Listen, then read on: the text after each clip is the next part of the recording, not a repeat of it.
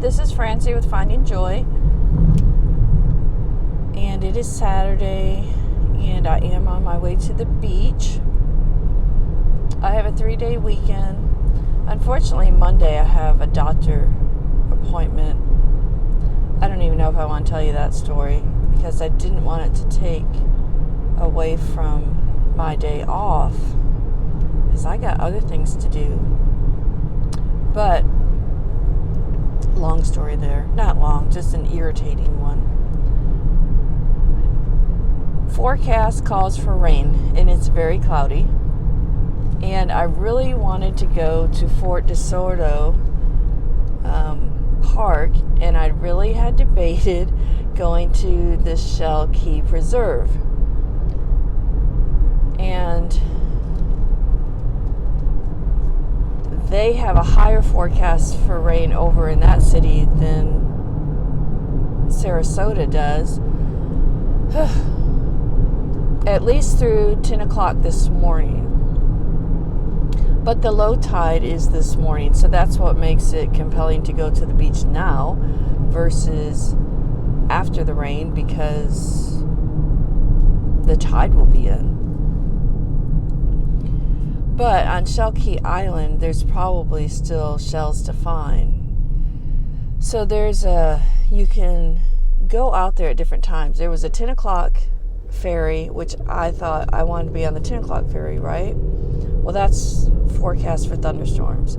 And I don't want to get to an island because they just drop you off. And in the middle of a thunderstorm, I don't mind rain, but I don't know if it's going to be a storm. So then it seems to clear up after 10. So I'm debating if I should drive over there and take the 2 o'clock ferry.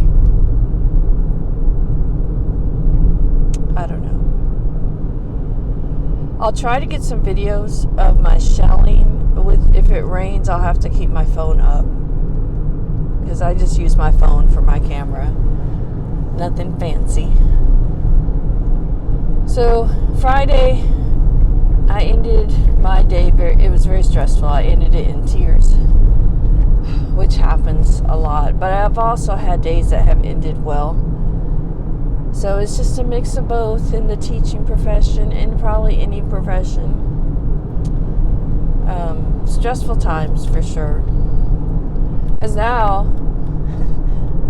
they're saying one mask isn't good enough, which I knew the mask didn't work. Because people who wear the mask still get COVID, so obviously they're not working. Our cases are still rising, and we've been wearing masks for a long time now, and so, yeah. So now they're saying to wear 2 masks. And I thought, are you kidding me? I can hardly teach and talk with 1 mask on. Because you can't breathe. You can't take a deep enough breath. You know, when you project your voice, it takes more oxygen, I guess, because you have to take deeper breaths. Well, you can't take a deep breath with a mask on. Oh, it's just craziness. I'd try the N95 ones, but they are expensive. And my daughter said that one of her professors almost passed out because they couldn't breathe. Oh my goodness, it's crazy. So the rain has started. Am I crazy or what? I'm still driving to the beach. I don't know. I could have done something like go to an art museum today with the rain. The rain doesn't scare me. I just don't want it to be stormy. But honestly, I would like to be on the beach in the rain. I don't know. I've always liked the rain. So I'm going to drive to the beach anyway, obviously. I'm hoping it won't be raining that bad, or it will let up, or something. I did bring a book, so I'm going to show you that. Alright, well, I'm at a stoplight. I'm bringing this book. It's called Florida's Living Beaches, and it's got a lot of stuff about the birds, about the shells, everything. And so I study the shells. I go through them over and over. So when I pick them up, if I can identify them, if I'm making a video, I do. Sometimes it's too windy, so I don't talk when I'm videotaping because I know that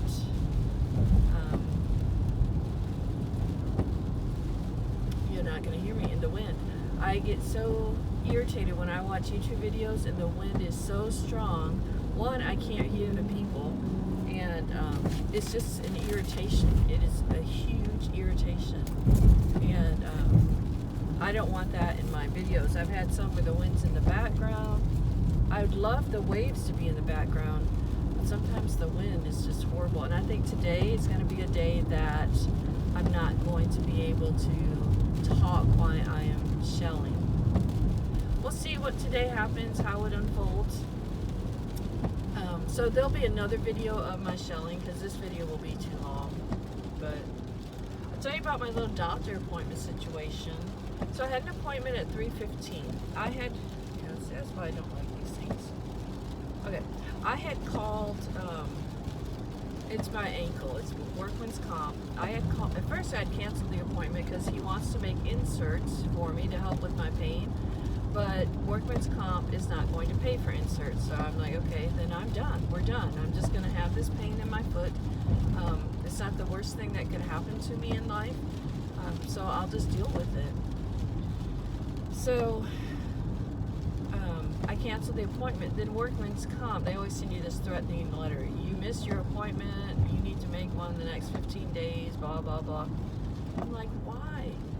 So I called them, I told her, I said, you guys aren't going to pay for inserts, and the appointment was to make inserts. Okay, so she said, well, you still need to go back. Maybe there's something else. I said, there is nothing else. It's either the conservative way to deal with the pain or surgery where they're going to pin my ankle and I can't move it, and I'm not going to do that because right now we're not going to do that. All right, so here we are. There's nothing that can be done. I don't know why I have pain on that left side. I don't know. But it doesn't matter because they don't know either. So I get there and she's like, well, you're not on the schedule. I said, are you kidding me? No, I don't even think I said that. I said I made the appointment, blah, blah, blah. And then I was looking at my phone for the evidence that they had called me or I had called them for workman's comp, and I couldn't find the number at all. So then she calls the workman's comp people, okay?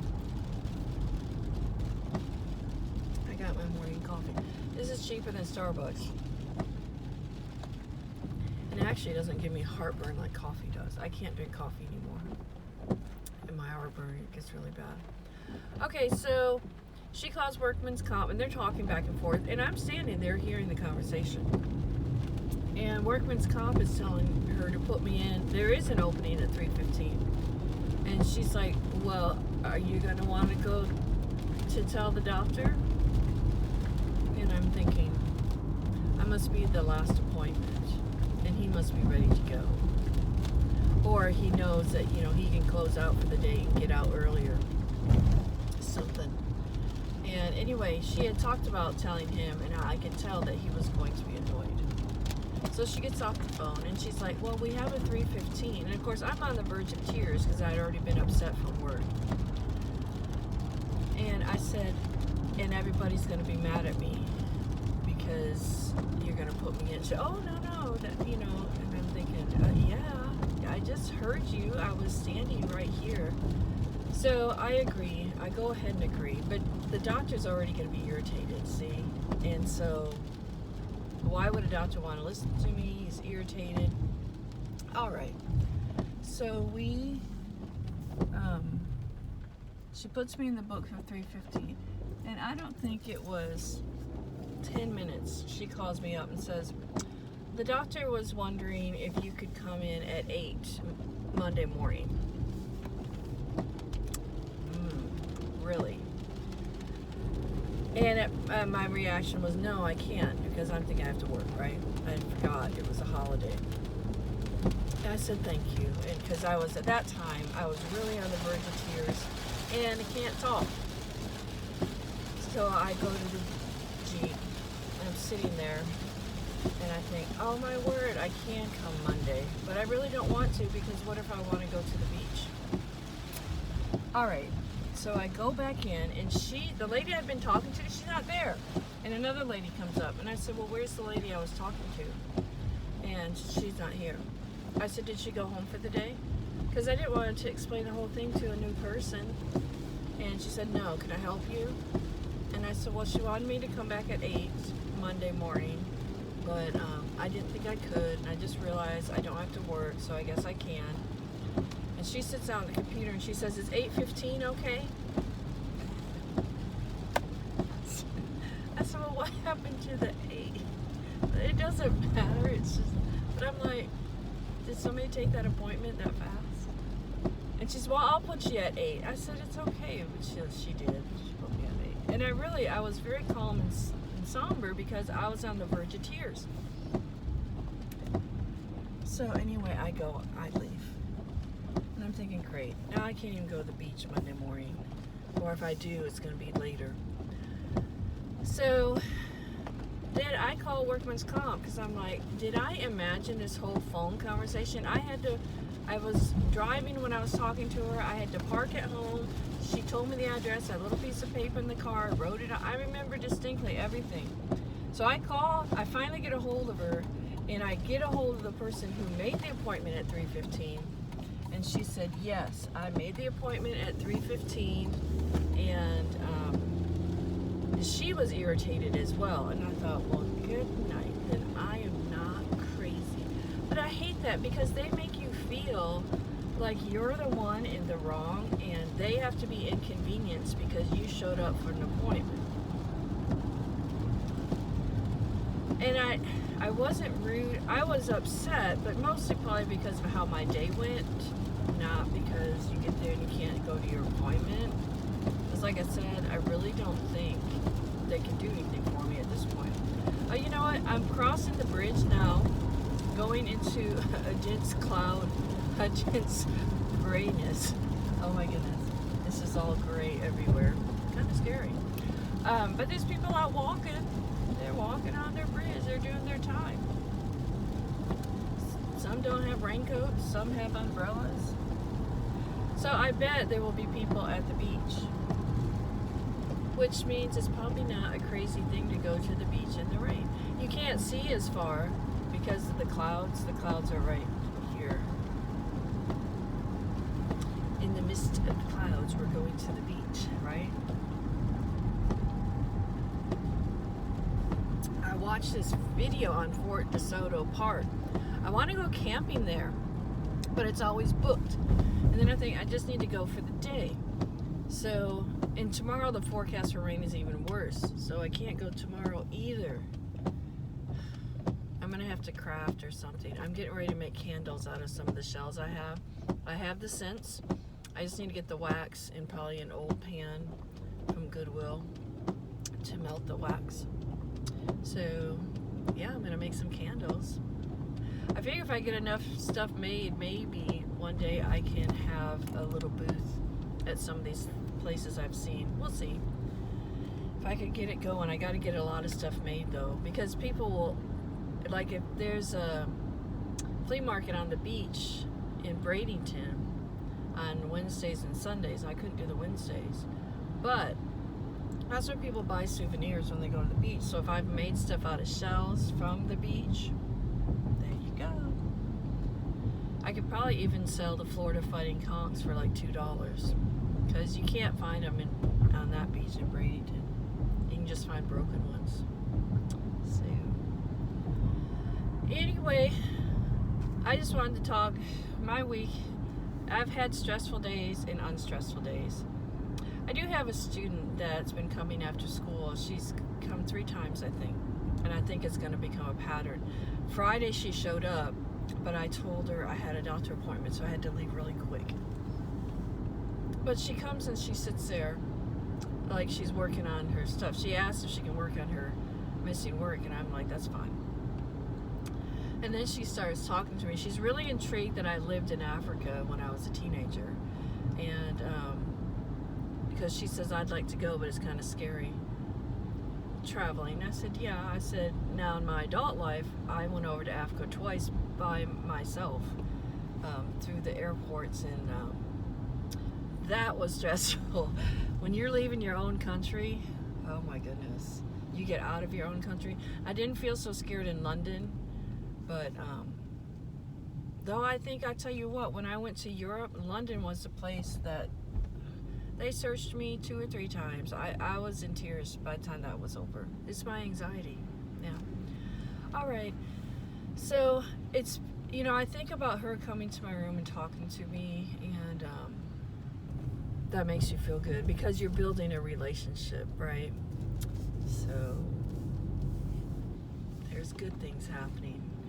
It's just all the bad things as well. It's craziness. All right, I'm gonna let y'all go because this video will be too long. Just wanted to share a little, I don't even know what I shared. Just my life, my journey as a teacher. A teacher, a beachcomber. I guess I am a beachcomber now. A sheller. Someone trying to find joy in this world, wherever we can find it, even in the midst of our stress. Getting closer to the beach. So I will talk to y'all later. I'll try to video what I can, but I don't know. It's awful cloudy, but it's not raining, so I'm gonna go to the beach and see what I can find. Y'all be blessed, and I'll talk to you later. Y'all see that truck camper there? He's here every time, or she. Every time I come, they're there. Every time. And there's a van way up there.